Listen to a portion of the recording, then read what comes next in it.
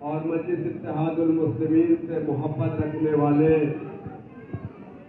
मेरे गजूर दीवाने नौजवानों और यहाँ पर तशरीफ फरमा मस्जिद इत्तेहादुल मुस्लिमीन के संबद्ध जिला सदर जनाब शहजाद खान साहब,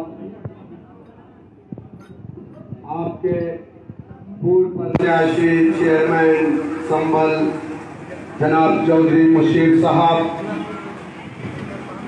आपके बगल के असमोली विधानसभा के प्रभारी प्रत्याशी जनाब एडवोकेट शकील साहब, हमारी पार्टी के तमाम जिम्मेदार साथी डॉक्टर मेहताब चौहान साहब, जनाब मौलाना जाकिर साहब और यहाँ पर तशरीफ फरमा मुरादाबाद जिले से सदर तशरीफ लाए सदर जनाब सलीम खान साहब, जनाब सालिम त्यागी साहब यहाँ पर और इस प्रोग्राम के आज के दूल्हे और इस प्रोग्राम के ऑर्गेनाइजर और मुजाहिदे मिल्लत जनाब हाफिज आमिर साहब, जो आपके हैबतपुर 18 नंबर वार्ड से 10 नंबर वार्ड के आपके जिला पंचायत के प्रत्याशी हैं।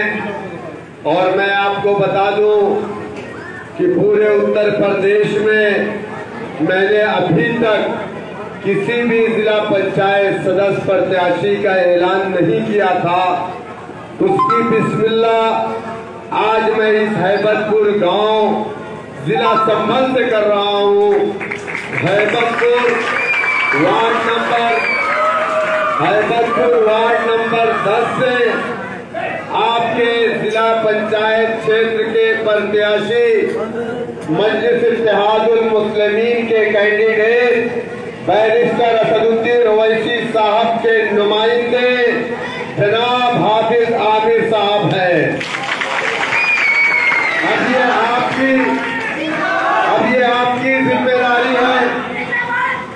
अब ये आपकी जिम्मेदारी है कि आप बैरिस्टर असदुद्दीन ओवैसी साहब के नुमाइंदे एक गाड़ी टोपी हाफिज और कारी को कामयाब करेंगे, या अखिलेश यादव के दूल्हा भाई अगर कोई आए, या कांग्रेस पार्टी का राहुल गांधी का दूल्हा भाई आए, या बहुजन समाज पार्टी का दूल्हा भाई आए, आप उसे कामयाब करेंगे, या आपके भाई का कोई भाई आए उसको कामयाब करेंगे। ये फैसला आपको करना है। आपको एक मर्द मुजाहिद आपके दरमियान में मजलिस ने दे दिया है।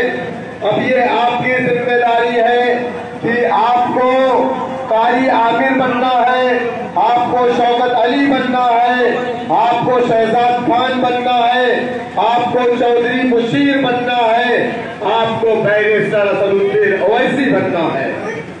बनेंगे ना इंशाअल्लाह सब मिल करके। और हम सबकी ये जिम्मेदारी है, अगर इलेक्शन पार्टी से हमारा नुमाइंदा लड़ रहा है तो वो पार्टी का नुमाइंदा है। बैरिस्टर असदुद्दीन ओवैसी जनाब अकबरुद्दीन ओवैसी साहब का नुमाइंदा है। ये सोच करके हमको इन्हें कामयाब करके और दारुस्सलाम को इस हैबतपुर ग्राम पंचायत से तोहफे के तौर पर बैरिस्टर साहब को भिजाना है। भिजाएंगे ना इंशाअल्लाह? भिजाएंगे ना? सारे लोग हाथ नहीं उठा रहे हैं। अरे भाई इस कंडक्ट में आप तो इसी गांव से हैं। अरे भाई नारे कम लगाओ, काम की बात ज्यादा करेंगे। नारे बहुत लगाए 70 सालों से, हम अपने लिए नारे लगाएंगे इंशाअल्लाह। अब दूसरों के लिए नारा नहीं, दूसरों का झंडा अपने कंधों पर नहीं, हमारा कंधा हमारा झंडा हमारा झंडा, हमारी पार्टी हमारा लीडर हमारा परचम। और वो भी परचम कौन सा है? हरा परचम। तो ये हरा परचम हमारी आन है, हमारी बान है, हमारी शान है और हम इस परचम को कभी झुकने नहीं देंगे इंशाअल्लाह ताला। बाकी जो लाल नीला पीला लेकर के हमारे बीच में आए उसको कहेंगे तुम इसको लेके अपने घर को चले जाओ। हमारे पास जब परचम नहीं था कोई बात नहीं, अब हमारा हरा परचम आ गया है, ठीक है ना, करेंगे इंशाअल्लाह। अब तो ये बात हुई, अब कुछ काम की बात करेंगे। अगर आपकी इजाजत हो तो मैं 15 से 20 मिनट आपका लूंगा, इजाजत है ना? मस्जिद इत्तेहाद बेटा बात को सुनो, 10 साल बाद तुमको नेता बनना है, बनोगे ना? बनेंगे, पढ़ाई भी जारी रखेंगे, नेता भी बनेंगे इंशाअल्लाह। बैरिस्टर ओवैसी की तरह बैरिस्टर बनना है। कौम का हर एक बेटा जिस दिन बैरिस्टर ओवैसी बनेगा, नमरूद फिरौन शद्दाद की कब्रिस्तान इसी मुल्क में बनेगी इंशाअल्लाह ताला। मेरे आप चल जाए, मेरे दोस्तों, मेरे बुजुर्गों, हमारा मुल्क आजाद हुआ कब?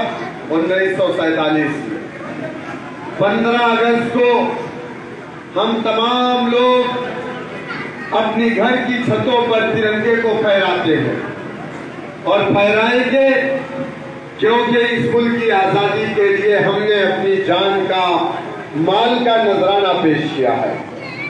इस मुल्क की आजादी के लिए हमारे उलमा इकराम ने जो कुर्बानियां पेश की है, मुसलमानों ने जो कुर्बानियां पेश की है, दूसरे लोगों ने वो कुर्बानी पेश नहीं की। तारीख गवाह है कि मुरादाबाद से लेकर के शामली तक, शामली से लेकर के लाहौर तक कोई ऐसा दरख्त नहीं बचा था जहां हमारे उलमा इकराम की गर्दनों को काट करके अंग्रेजों ने नहीं लटकाया था। तब जाकर के हमारा वतन अजीज आजाद हुआ। 1948 में मुल्क की आजादी के बाद लखनऊ के अंदर रिफायात क्लब में इसी दिसंबर के महीने में एक कन्वेंशन बुलाया गया। हमारे हिंदुस्तान के तमाम दानिश्वर मुसलमानों का, हमारे उलमा इकराम भी उसमें तशरीफ फरमा थे। उस कन्वेंशन में मौलाना अबुल कलाम आजाद भी थे। हमसे कहा गया कि मुसलमानों, वतन अजीज आजाद हो गया है। इस मुल्क के अंदर 2 सियासी पार्टियां हैं, एक पार्टी का नाम मुस्लिम लीग है, दूसरी पार्टी का नाम कांग्रेस पार्टी है। हमारे बड़ों ने कहा कि मुसलमानों, मुस्लिम लीग तुम्हारी पार्टी नहीं है। हमने लब्बैक कहा। हमारे बड़ों ने कहा कि मुसलमानों, मुस्लिम लीग के कायदीन तुम्हारे कायद नहीं है। हमने लब्बैक कहा। हमारे बड़ों ने कहा कांग्रेस पार्टी तुम्हारी पार्टी है। हमने लब्बैक कहा। कहा नेहरू तुम्हारा लीडर है। हमने लब्बैक कहा। कहा सोनिया कांग्रेस पार्टी की तुम्हारी लीडर है। हमने लब्बैक कहा। कहा इंदिरा तुम्हारी लीडर है। हमने लब्बैक कहा। राजीव तुम्हारा लीडर है। हमने लब्बैक कहा। हमने कांग्रेस पार्टी के डंडे को, झंडे को अपने कंधों पर रख करके हमने जिंदाबाद के नारे लगाए। हमने वोट दिया, नोट दिया, सपोर्ट किया और 1 साल, 2 साल, 3 साल नहीं, 60 साल तक इस मुल्क का इख्तियार हमने कांग्रेस पार्टी को दिया। क्या मेरी बात गलत है? हमने मुस्लिम लीग को अपनी पार्टी नहीं माना था, लेकिन 60 सालों में इस कांग्रेस पार्टी ने हमें किस मुकाम पर ला करके खड़ा किया है। वो Ranganath Mishra commission, Sachar committee, Kundu commission, Mahmoodur Rahman commission, Gopal commission की रिपोर्ट ये कहती है कि हिंदुस्तान के अंदर मुसलमान दलित से बदतर जिंदगी गुजारने पर मजबूर है। तो इसकी जिम्मेदार अगर कोई है तो वो पार्टी है जिस पार्टी को हमने अपनी पार्टी माना, जिस झंडे को हमने अपना झंडा माना, जिस पार्टी को हमने इख्तियार की कुर्सियां दी, 60 साल तक इस मुल्क पे हुक्मरानी करने का मौका दिया। क्या वो पार्टी जिम्मेदार नहीं है? आप बताइए मुझे। आप गांव के अंदर वोट डालते हैं, ग्राम प्रधान बनाते हैं, ग्राम प्रधान काम नहीं करता है तो आप किसको जिम्मेदार मानते हैं? कि प्रधान काम नहीं कर रहा, अगली बार 5 साल में प्रधान बदल देंगे, यही ना। लेकिन हमने 5 साल, 10 साल, 15 साल, 20 साल नहीं, 60 साल तक हमने मुल्क का इख्तियार इन जैसे लोगों को दिया। लेकिन उन 60 सालों में कलमा ला इलाहा इल्लल्लाह मुहम्मदुर रसूलुल्लाह पढ़ने वाला मुसलमान किस मुकाम पर है, वो सच्चर कमेटी रंगनाथ मिश्रा कमीशन ने कहा कि हिंदुस्तान का मुसलमान दलित से बदतर जिंदगी गुजार रहा है। किससे बदतर? दलित से बदतर। क्यों? ऐसा क्यों? हमने तो तुमको अपनी पार्टी माना था, हमने तो तुमको अपना लीडर माना था, हमने तो मुस्लिम लीग को अपनी पार्टी नहीं माना था, मुस्लिम लीग के कायदीन अपने कलमा गो भाइयों को अपना नेता नहीं माना था। लेकिन बावजूद उसके अगर आज हम इस सतह गुर्बत पर अपनी जिंदगी गुजार रहे हैं तो क्यों? ये एक सवाल है आपके दरमियान में। दूसरी बात, कांग्रेस पार्टी के दौरे इख्तियार में मुसलमानों का जो कत्लेआम हुआ, यहां मेरे दरमियान में मुरादाबाद के मुसलमान भाई बैठे हैं, यहां मेरे दरमियान में मेरठ के लोग बैठे हैं, और मेरी बात को बिहार के भागलपुर के लोग भी सुन रहे होंगे। इसी मुरादाबाद के अंदर ईद के दिन जब हम नमाज पढ़ने जाते हैं तो वापसी में हमारी माँ, हमारी बहन, हमारी बीवी, हमारे बच्चे इंतजार करते हैं कि मेरा बाप ईद की नमाज पढ़ करके आएगा तो मेरे लिए फूल लाएगा, मेरे लिए खिलौने लाएगा, मेरे लिए चीजें लाएगा।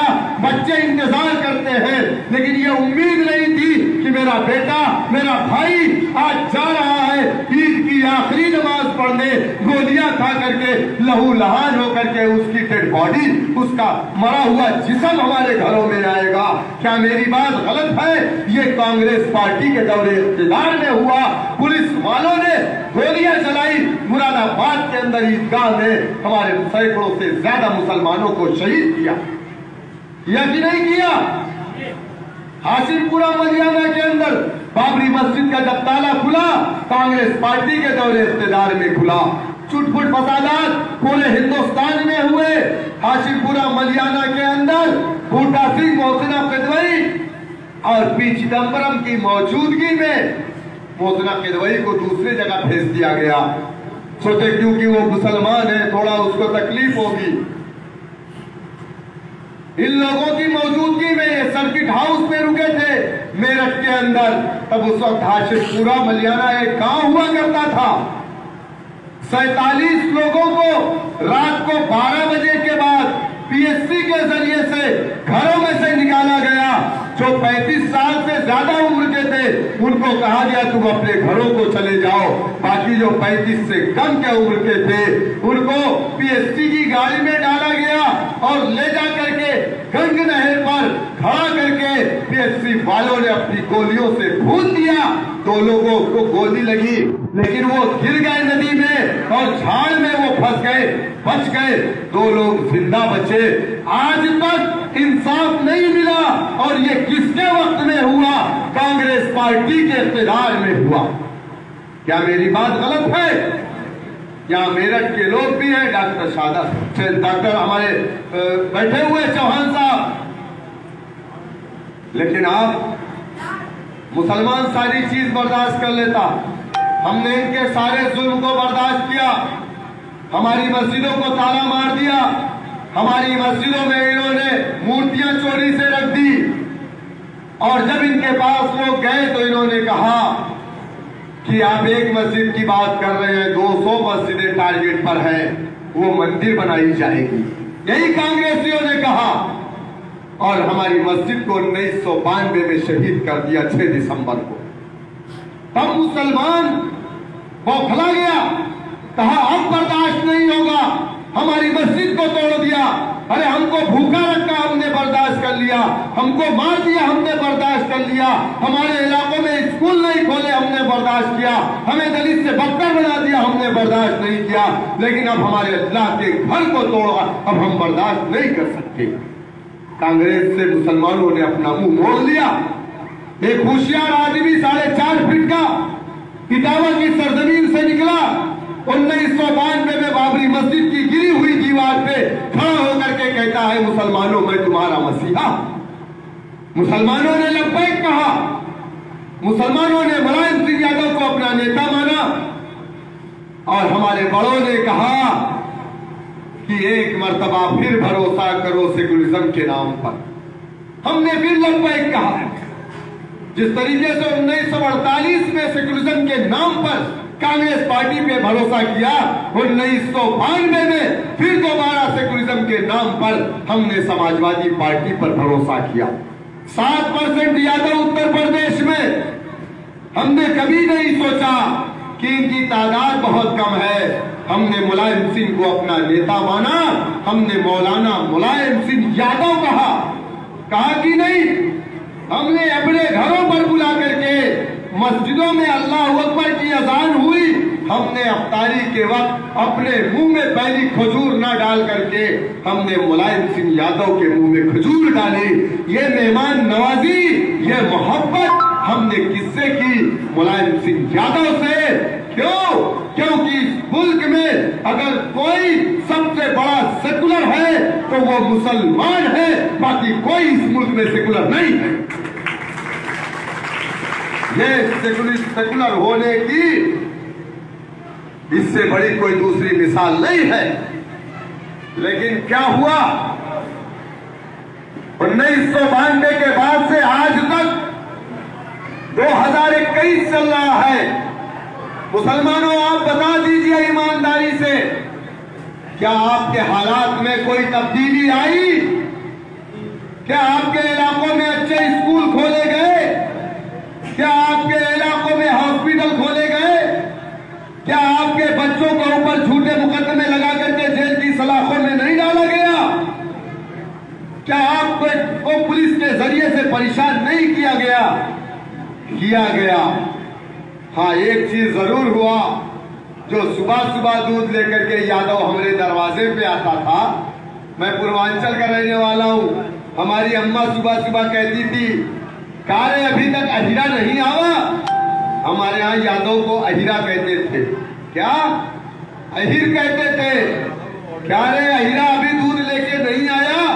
वो अहिरा से यादव जी हो गया। जो जाटव सुबह सुबह हमारे दरवाजे से हमारी गंदगी को अपने सर पे उठा करके ले जाकर के फेंकता था, वो जाटव आज जाटव जी हो गया। और जो मुसलमान जिसको अल्लाह ने बेहतरीन उम्मत बना करके इस दुनिया में अदल कायम करने के लिए, इंसाफ देने के लिए भेजा था, आज वो मुसलमान आतंकवादी हो गया। क्या मेरी बात गलत है? आज अगर कोई कौम निशाने पर है तो वो जाटव नहीं है, वो यादव नहीं है, वो ठाकुर ब्राह्मण नहीं है। वो अगर है तो नबी का, आका का उम्मती, कलमे ला इलाहा इल्लल्लाह मुहम्मद रसूलुल्लाह पढ़ने वाला। क्यों? कभी आपने सोचा? कभी आपने मुहासिबा किया? कभी आपने अपने सीने पे रख करके सोचा कि आखिर लिंचिंग हमारी क्यों हो रही? डंडे से कूट कूट करके हमें क्यों मारा जा रहा? अभी आज एक और मुसलमान को बिहार में मार दिया, कहा भैंस चोरी करने आया था। अलीमुद्दीन अंसारी को मार दिया, इखलाक को मार दिया। दादरी के अंदर कहा इसकी फ्रिज में गोश्त था। पहलू खान को मार दिया, कहा गाय लेकर जा रहा था काटने के लिए। किसी यादव को क्यों नहीं मारा जाता? किसी जाटव को क्यों नहीं मारा जाता? किसी ठाकुर को, किसी ब्राह्मण को क्यों नहीं मारा जाता? ऐ मुसलमानों, निशाना आप क्यों हो? कभी आपने सोचा? नहीं सोचा। जब इलेक्शन आया तो कभी संभल से नवाब आया, तो कभी हमारे चाचा आए। आप जज्बात में आकर के नवाब और चाचा के साथ मिलकर के समाजवादी को वोट डाल दिया और यादव को मजबूत कर दिया। मुलायम सिंह मजबूत हुआ। आपने समाजवादी को वोट डाला, मुसलमान मजबूत नहीं हुआ, यादव मजबूत हुआ। आज उत्तर प्रदेश के हर थानों में जाइए, हर थाने में आपको 4 यादव मिल जाएगा, 4 जाटों मिल जाएगा, 4 ठाकुर मिल जाएगा, 4 ब्राह्मण मिल जाएगा। लेकिन अगर 50 थानों में जाइए तो 4 मुसलमान नहीं मिलेगा। क्यों? अगर आप वाणिज्य कर विभाग में जाइए, परिवहन निगम में जाइए, अगर आप अल्पसंख्यक विभाग में जाइए, वहां भी आपको एक सरकारी मुलाजिम मुसलमान नहीं मिलेगा। क्यों? क्यों नहीं मिलेगा? कभी आपने सोचा जाटव मिलेगा, यादव मिलेगा, ठाकुर मिलेगा, ब्राह्मण मिलेगा, लेकिन मुसलमान नहीं मिलेगा। 1948 में सरकारी नौकरी में आप 34% थे, यानी 100 लोग अगर सरकारी नौकरी में होते थे तो उसमें 34 मुसलमान होता था। आज 1% आप नहीं है। कौन है इसका जिम्मेदार? क्या मुलायम सिंह यादव या मायावती जिम्मेदार नहीं है? हमने तो कभी बीजेपी को वोट नहीं डाला। बीजेपी को रोकने के लिए हमने इनको वोट डाला कि नहीं डाला? बताइए आप। डाला ना? आप लोग नहीं डाले क्या भाई? आप सपा को वोट डाले कि नहीं डाले? बसपा को वोट डाले कि नहीं डाले? आपने कभी बीजेपी को वोट नहीं डाला, मुझे मालूम है। मुसलमान कभी भाजपा को वोट नहीं डालता। भाजपा को रोकने के लिए समाजवादी बहुजन समाज को वोट डालता। लेकिन इन लोगों ने क्या किया हमारे साथ? क्या किया? अरे नवाब के जीतने से कौम के अच्छे दिन नहीं आ सकते। भट्ट साहब के जीतने से आपके अच्छे दिन नहीं आ सकते। संभल के लोगों ने कहा कि नवाब ने ये वादा किया था, मुलायम सिंह ने वादा किया था कि 2017 में 2012 में हमारी सरकार बनेगी तो संभल के अंदर हमारा जनपद का मुख्यालय होगा। संभल के अंदर उत्तर प्रदेश परिवहन निगम का डिपो होगा। संभल के अंदर आया क्या? नहीं आया। आज तो सांसद भी समाजवादी के हैं, आज तो विधायक भी समाजवादी के हैं, लेकिन आज संभल की सड़कें भी नहीं ठीक है, वो भी टूटी हुई है। और गांव के हालात तो मैं देख रहा हूं क्या हालात है। ये संभल विधानसभा ही तो है। तो आपका नवाब क्या कर रहा है? आप सवाल करिए कि आपके इलाके में स्कूल क्यों नहीं खोलता। हमारे विधायक है एक, और पार्टी के फायर ब्रांड नेता है, जिसको लोग कहते हैं छोटे भाईजान हबीब मिल्लत जनाब अकबरुद्दीन ओवैसी साहब। आप जानते हैं उनके बारे में, वो भी एक विधायक है, कभी मिनिस्टर नहीं बने, लेकिन उनकी विधानसभा में कितने स्कूल है मालूम आपको? ए बेटा खामोशी से सुनो, उनकी विधानसभा में कितने स्कूल है मालूम आपको? उनकी विधानसभा में 13 स्कूल है। और कितने हजार बच्चे फ्री में पढ़ते हैं? 14,000 गरीब बच्चे मुफ्त में तालीम देते हैं। तो फिर हम बार बार आजमाए को आजमाते हैं। अल्लाह ताला भी कहता कि मोमिन एक सुराख से एक बार डसा जाता। अगर मोमिन एक सुराख से कई बार डसा जा रहा है तो फिर उसके मोमिन होने में शक है। तो मेरे भाई, आज क्या वजह है कि उत्तर प्रदेश के अंदर यादव के पास नौकरी है, जाटों के पास अरे भाई ये बच्चे बहुत शोर कर रहे हैं,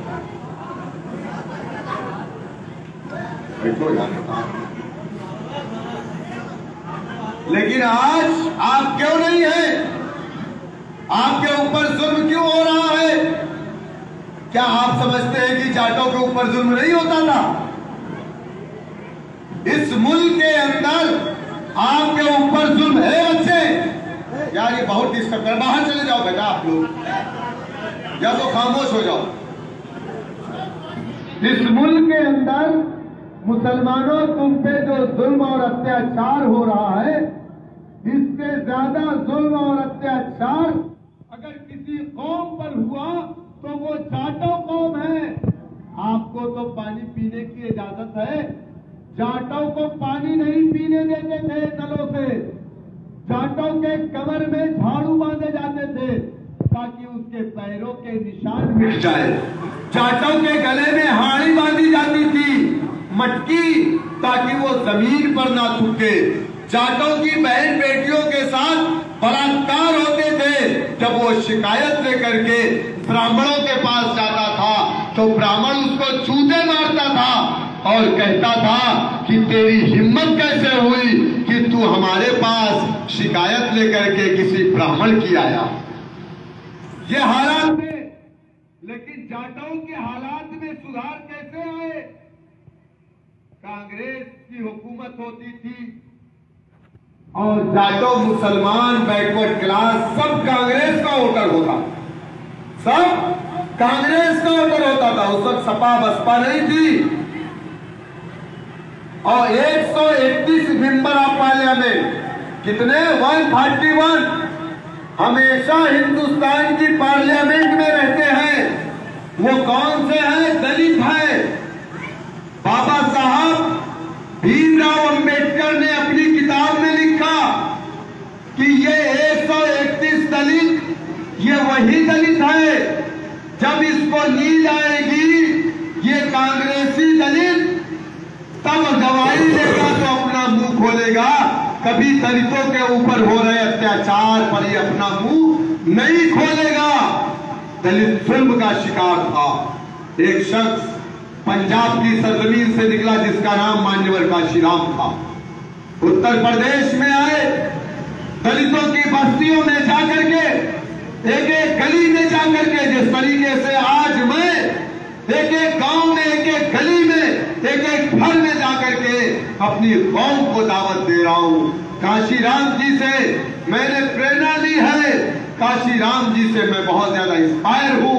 मैं उसी अंदाज पर एक एक गांव में जा रहा हूं। काशीराम जी एक एक गांव में जाते, दलित बस्तियों में, ठाकुर और ब्राह्मण बस्तियों में नहीं जाते थे। दलित बस्तियों में 11% जो जाटो है उस जाटो बस्ती में जाते और कहते कि है जाटो, तुम्हारे ऊपर जब तक अत्याचार होते रहेंगे जब तक तुम अपनी पार्टी नहीं बनाओगे, जब तक तुम अपनी पार्टी नहीं बनाओगे, जब तक तुम अपना परचम नहीं बनाओगे, अगर तुम चाहते हो कि तुम्हारे ऊपर अत्याचार रुके, तुम्हारे ऊपर जुल्म और जातियां रुके, तुम्हारी बच्चियों का रेप होना बंद हो, तो इस मुल्क के अंदर, इस जमहूरी मुल्क में तुमको अपना एक राजनीतिक प्लेटफॉर्म बनाना पड़ेगा।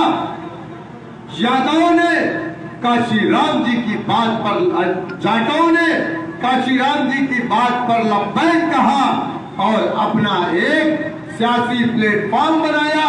नीले परचम के नीचे उत्तर प्रदेश का जाटो इकट्ठा हुआ और जब जाटो इकट्ठा हुआ तब ठाकुर साहब ने जाकर के मान्यवर काशीराम जी का पैर छुआ कि नहीं छुआ? ब्राह्मणों ने जाकर के पैर छुआ कि नहीं छुआ? वो जाटों की 11% इत्तेहाद की ताकत थी, तो जाटों ने अपनी लड़ाई को खुद लड़ा।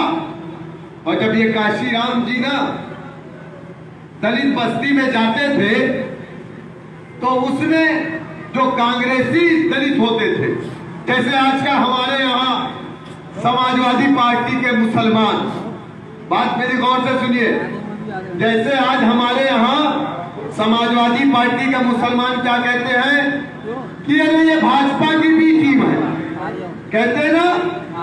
तो उसी तरीके से काशीराम जी जब दलित बस्ती में जाते थे तो पुराना कांग्रेसी दलित कहता था कि अरे काशी आया है, ऐसा ना हो कि इस बार कांग्रेस को हरा दे, ये तो पैसा लेकर के आया है संघ वालों से। ये इल्जाम काशीराम जी पर लगे। आज वही इल्जाम समाजवादी का मुसलमान, कांग्रेस का मुसलमान मजलिस इत्तेहादुल मुस्लिमीन पे लगा रहा है कि अरे ये तो असदुद्दीन ओवैसी वाले आए हैं, ऐसा ना हो कि समाजवादी को हरा दे, इनको हरा दे, कांग्रेस को हरा दे, कहते हैं ना। लेकिन कब तक मेरे भाई? दलितों ने आज क्या आपकी हिम्मत है? आज दलितों ने अपने आप को बदला। जो अपने सरों में जिनका मुकद्दर बन गया था गंदा फेंकना, आज उन्होंने अपने आप को अगर बदला तो खुद से बदला। अपना परचम, अपनी जमात, अपना लीडर, अपनी लड़ाई को लड़ करके अपने हक को मांगा नहीं, बल्कि वक्त की सरकारों से छीन लिया और अपनी एक बेटी को एक बार, दो बार, तीन बार नहीं, 4 मर्तबा उत्तर प्रदेश का मुख्यमंत्री बनाया। बनाया कि नहीं? आप उत्तर प्रदेश में कितना है मालूम है? कितना है? 20% है। कितना? जाटव 11%, 4 बार सरकार। यादव 7%, 4 बार सरकार। खलमा पढ़ने वाला 20%। कितनी बार एमएलए बनाया अपना? नहीं बनाया। क्यों? भाजपा को रोकना है। अरे यादव वोट तो चला गया बीजेपी के साथ, जाटों को छोड़ करके सारा दलित चला गया बीजेपी के साथ, सारा बैकवर्ड क्लास चला गया बीजेपी के साथ। अगर किसी ने समाजवादी बहुजन समाज की इज्जत बचाई तो मुसलमानों ने 20% मुसलमान और 11% जाटों ने मिलकर के सपा और बसपा की इज्जत बचाई है। बीजेपी को रोकने के लिए सबसे मजबूत अगर कोई अलायंस बन सकता है उत्तर प्रदेश में तो वो दलित और मुसलमानों का अलायंस बन सकता है, वो जाटव मुसलमान का अलायंस बन सकता है। जिस दिन पूरे हिंदुस्तान में दलित मुसलमान एक सियासी प्लेटफॉर्म पर इकट्ठा होगा, खुदा की कसम अगर देश का प्रधानमंत्री एक दलित का बेटा होगा तो देश का गृह मंत्री एक मुसलमान का बेटा होगा। वक्त की अहम जरूरत है। तो मैं इसलिए आपसे कह रहा था कि अगर आप चाहते हैं कि आपके हालात अच्छे हो तो आपको जिस तरीके से जाटों ने अपने परचम को बुलंद किया उस तरीके से आपको अपने परचम को बुलंद करना, आपको हराने की नहीं बल्कि खुद को जीतने के लिए अपने आप को तैयार करना। अगर मगर लेकिन नहीं। अल्लाह कुरान में फरमाता है कुलिल्लाहुम्मा मालिकल मुल्क तूतिल मुल्क, अल्लाह जिसको चाहता है मुल्क का हुक्मरान बनाता है। अल्लाह ने इस मुल्क के अंदर, इस दुनिया के अंदर नमरूद, फिरौन, शद्दाद, कारून को भी बादशाहत दी। अल्लाह ने इस दुनिया में मिस्र के अंदर यूसुफ अलैहिस्सलाम को कुएं से निकाल करके बादशाह बनाया था। बनाया था कि नहीं बनाया था? हर चीज पर उसकी कुदरत है। लेकिन हम अगर मगर लेकिन इसको देंगे और तो वो जीत जाएगा। हमारी सारी सियासत चाय और हुक्के पे है। हम चाय और हुक्का जला के जब बैठते हैं तो वहीं पर ये तय कर लेते हैं कि अजी इस बार तो राहुल गांधी प्रधानमंत्री बनेगा। 2019 में बात चल रही थी ना, चल रही थी ना। लेकिन हम लोगों ने कहा था कि राहुल गांधी प्रधानमंत्री नहीं बनेगा, वापस से वही फिरौन आएगा। और आया कि नहीं आया? क्यों नहीं आया? इसलिए वो दोबारा आया क्योंकि नमरूद, शद्दाद, कारून को मानने वाला सबके सब फिरौन के साथ चला गया। आका को मानने वालों ने उनका साथ दिया, लेकिन उनके लोग चले गए फिरौन के साथ। मेरी बात समझ रहे ना? तो मैं आपसे कहूंगा कि अगर आप ये चाहते हैं कि इस मुल्क के अंदर आप बावकार, बाइज्जत जिंदगी गुजारना चाहते, आप अपने बच्चों का मुस्तकबिल अच्छा करना चाहते। हमारी क्या है, हम आ जाए हैं, चले जाएंगे, फिर कभी कारी साहब बुलाएंगे, आमिर साहब, फिर चले आएंगे। हम एक ताजिर हैं, हम कोई सियासतदान नहीं। आपने सियासत में मेरा नाम पहली बार सुना होगा, गलत कह रहा हूं भाई? किसी का पोता सियासतदान होता, किसी का बेटा सियासतदान होता। मेरे बाप न सियासतदान थे, मेरे दादा न सियासतदान थे। मैं ताजिर का बेटा हूं, तिजारत करता हूं। लेकिन 2012-13 में मुजफ्फरनगर का जो दंगा हुआ, उस दंगे को सुन करके और उसकी वीडियो को देख करके मेरी रूह कांप गई। क्योंकि जिन्हें मारा गया वो मेरी बहनें थी, मेरे भाई थे। आका ने कहा तुम मुसलमान एक जिस्म वाहिद की तरह हो।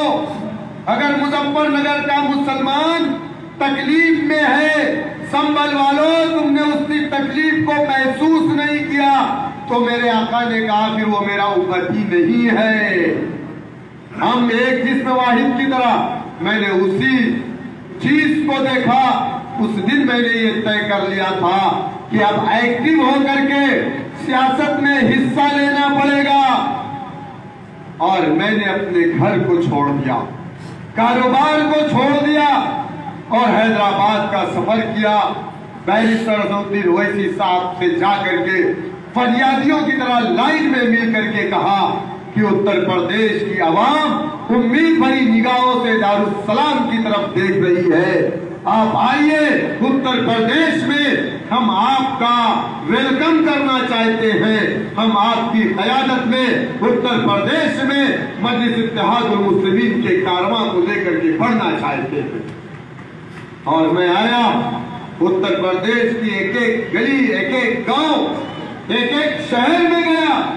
डॉक्टर मेहताब चौहान यहाँ बैठे गवाह हैं इस बात के कि शुरुआती दौर में 2014 में जब मैं चलता था तो मेरी गाड़ी में मेरा ड्राइवर होता था, मैं होता था। 8 घंटा गाड़ी मैं चलाता था, 8 घंटा ड्राइवर चलाता था। और हम आजमगढ़ से, गाजीपुर से गाजियाबाद तक रात भर नहीं सोते थे, जागते थे। कभी कभी खतरा भी हमारे साथ हुआ, हमारी गाड़ियों का एक्सीडेंट भी हुआ, लेकिन हम दीवानों की तरह इस जमात के परचम को लेकर के घूमते रहे। क्योंकि मेरे कायद ने कहा कि शौकत मंजिल हमेशा दीवानों को मिलती है। और अब मुझे यकीन है इंशाअल्लाह ताला हम अपनी मंजिल की तरफ बढ़ रहे हैं। एक दीवाना था, आज अल्हम्दुलिल्लाह दीवानों की तादाद हजारों में नहीं बल्कि लाखों में है। और मुझे उम्मीद है कि अब इंशाअल्लाह ताला एक नया इनकलाब मजलिस इत्तेहादुल मुस्लिमीन का उत्तर प्रदेश के इस इलाके में वेस्टर्न यूपी से अगर कहीं से निकलेगा तो उस शहर का नाम, उस जिले का नाम संभल होगा। तो करेंगे ना इंशाअल्लाह। और एक बात बताऊं मैं आपको, इनकलाब कभी महलों के से नहीं आता। इनकलाब कभी महलों के कमरों से नहीं आता। इनकलाब हमेशा गरीबों की झोपड़ियों से उठता है। और ये जो आज गरीब नौजवान, ये जो आवाम है ना, इंशाअल्लाह ताला वक्त के फिरौन के तख्त पर लिटाने का काम यही करेगा। मेरे भाई, आपको मुनज़्ज़म होना है, मुत्तहिद होना है। जिस दिन आप मुनज़्ज़म हुए, मुत्तहिद हुए, खुदा की कसम, जो लोग आज हमारा नाम लेने से कतराते हैं, घुटनों के बल चल करके दारुस्सलाम जाएंगे। यही अखिलेश यादव कहेंगे, ऐ बैरिस्टर साहब, आप मुझे कम सीट दे दीजिए लेकिन मुझसे लाइस कर लीजिए। अब हम बराबरी की बात करेंगे, हिस्सेदारी की बात करेंगे। गुलामी नहीं दरबार में, गुलामी नहीं दरबार में। हिस्सा लेंगे सरकार में इंशाअल्लाह ताला। मेरे दोस्तों, मेरे बुजुर्गों, इस मुल्क में सबसे ताकतवर चीज क्या है? आप थक तो नहीं गए हैं? आप थके नहीं है ना? अभी 10 मिनट और बोल सकता हूं? इस मुल्क की इजाजत है भाई अध्यक्ष जी? इस मुल्क के अंदर सबसे ताकतवर चीज क्या है आप जानते हैं? मालूम आपको? पैसा नहीं है, बंगला नहीं है, बहुत बढ़िया गाड़ी नहीं है। इस मुल्क के अंदर सबसे ताकतवर कोई चीज है तो उस चीज का नाम सियासत है। क्या? सियासत। 1948 में, अब मैं फिर आपको वही ले जा रहा हूं, हमारे बड़ों ने कहा था तुम अपना सियासी प्लेटफॉर्म नहीं बनाना, कांग्रेस तुम्हारी पार्टी, कांग्रेस के लीडर तुम्हारे लीडर। हमने नहीं बनाया, कमजोर होते चले गए। जिसने बनाया मजबूत होते चले गए। हुए कि नहीं मजबूत? हम कहां गए? दलित से बदतर हो गए। हुई ना मुल्क के अंदर सबसे मजबूत चीज क्या हुई? सियासत। लेकिन अब हम सियासत करेंगे अपने परचम, अपनी पार्टी के झंडे को लेकर के अपने प्लेटफॉर्म से करेंगे ना। अगर बीजेपी ने हमारी शरीयत में मुदाखलत की तो क्योंकि उसके पास सांसद ज्यादा थे, यानी सियासी ताकत ज्यादा थी। अगर हम पर गोश्त खाने की पाबंदी लगाई गई, क्योंकि बीजेपी सियासी एतबार से ताकतवर है। अगर हमें इस देश से निकालने के लिए हमसे कागज मांगा जाता है, क्योंकि हम सियासी एतबार से कमजोर हैं। यादव से नहीं मांगा जाता, ठाकुर से नहीं मांगा जाता, ब्राह्मण से नहीं मांगा जाता, खटिक से नहीं मांगा जाता, पारसी से नहीं मांगा जाता, मुसलमानों तुमसे मांगा जाता कागज दिखाओ। अरे इनसे कह दो हमारे परदादा कागज लेके कब्रिस्तान में सोए, कह दो हमारे पास कागज नहीं है। अरे हम मर करके इसी मुल्क की जमीन पे दफन हो जाते हैं, मर करके बीजेपी वाले बांग्लादेश की खाड़ी में चले जाते हैं। जाते हैं कि नहीं जाते भाई? बैठकर हम तो इसी सरजमीन की गोद में रहते हैं। तो मैं आपसे कह रहा था कि अगर हमने सियासत में हिस्सा नहीं लिया तो हम कमजोर होते चले जाएंगे, फिर मुश्किल हो जाएगा आपको अपने वजूद को बचाना। आखिरी बात कह के अपनी बात को मैं खत्म करूंगा कि हमारे घरों में जब हमारे दूल्हा भाई आते हैं तो उनकी इज्जत होती है कि नहीं होती? दूल्हा भाई समझ रहे ना आप? हमारे बहनोई, हमारे दामाद सारे लोगों के साथ है। कारी आमिर साहब, आप मेरी बात को गौर से सुनिएगा। दूल्हा भाई आते हैं, हम लोग उनकी कितनी इज्जत करते हैं। अगर संभल में वो उतर रहे हैं तो अम्मा कहेगी, अब्बा कहेंगे जाबे तेरे दूल्हा भाई आ रहे हैं, बाइक लेके जाओ उनको लिवा के आ। जो साला सबसे शरारती होता है, कोई काम नहीं करता तो वही घर पे रहता, बाइक लेकर के जाता है दूल्हा भाई को लाने। दूल्हा भाई को लेकर के आया घर पे, दूल्हा भाई आए, माशाल्लाह फौरन उनकी इज्जत खातिरदारी शुरू। दूल्हा भाई के लिए संभल से कबाब आता, दूल्हा भाई के लिए सुबह नाश्ते में बेहतरीन किस्म का भेजा होता, बेहतरीन किस्म का कबाब होता, बेहतरीन किस्म की कलेजी होती, अंडा बॉयल करके आता, बोले देसी अंडा खिलाओ दूल्हा भाई को। यानी हर तरीके की इज्जत दूल्हा भाई को दी जाती। दूल्हा भाई 1 दिन रहे, दामाद हमारा 2 दिन रहे, 3 दिन रहे। दूल्हा भाई जब जाने लगते हैं तो हम लोग यानी हमारे जो दूल्हा भाई के सास और ससुर होते हैं उनकी पॉकेट में 1000-500 रुपया भी डालते हैं। और जाते जाते सासू अम्मा कहती है कि बेटा इज्जत में कोई कमी रह गई हो, कोई गलती हो गई हो तो माफ करना और फिर मौका देना इज्जत का दोबारा आना। करते हैं ना?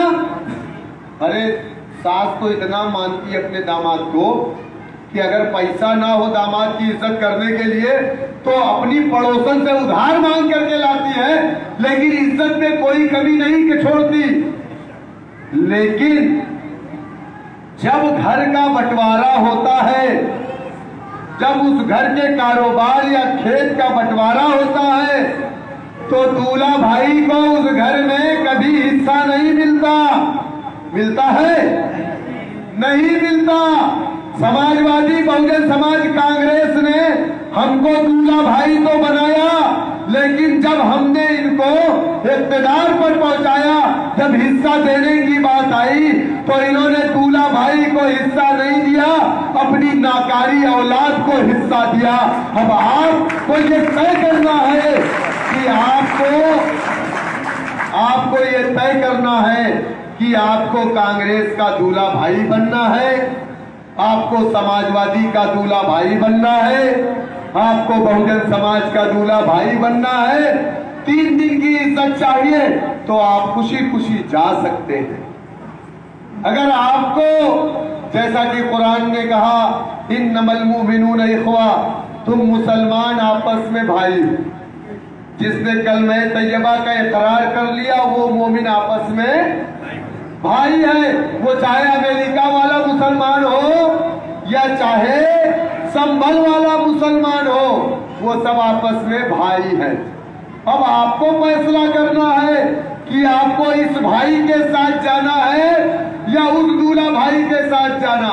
इस भाई के साथ हिस्सा मिलेगा, दूल्हा भाई बनना है तो 3 दिन की इज्जत मिलेगी, हिस्सा नहीं मिलेगा। फैसला आपके हाथ में। तो जिसको दूल्हा भाई बनना है वो हाथ उठा दे। किसको दूल्हा भाई बनना वो हाथ उठा दे। किसी को नहीं बनना है। अच्छा, किसको बैरिस्टर असदुद्दीन ओवैसी साहब का भाई बनना है? अभी कुछ लोग नहीं उठा रहे हैं, मैं देख रहा हूं कौन कौन नहीं उठा रहा है। भाई बनना है ना? दोनों हाथ उठाइए, भाई बनेंगे इंशाअल्लाह। बस बस बस, अब हमको किसी का दूल्हा भाई नहीं, बैरिस्टर साहब का भाई बनना है इंशाअल्लाह ताला। बहुत जल्द मौसम ठीक होएगा, बैरिस्टर साहब की एक जनसभा इस मर्तबा संभल शहर में नहीं होगी, इस मर्तबा इस इलाके में होगी। करेंगे ना? अगर जनसभा की परमिशन नहीं देंगे तो मौलाना तौसीफ साहब के यहाँ, कारी आमिर साहब के आपके गांव में चाय पीने आएंगे। हम लोगों को परमिशन नहीं मिली, इसलिए हम लोग अंदर बैठ करके नुक्कड़ सभा कर रहे हैं। हम लोगों को परमिशन नहीं, लेकिन उनको नहीं मालूम कि नुक्कड़ सभा में भी 1000 आदमी है। अच्छा, एक परमिशन देते तो हम एक प्रोग्राम करते, हम तो 3-4 करते हुए चले आ रहे हैं अल्हम्दुलिल्लाह। तो अब आज के बाद हमारी पार्टी का क्या नाम है?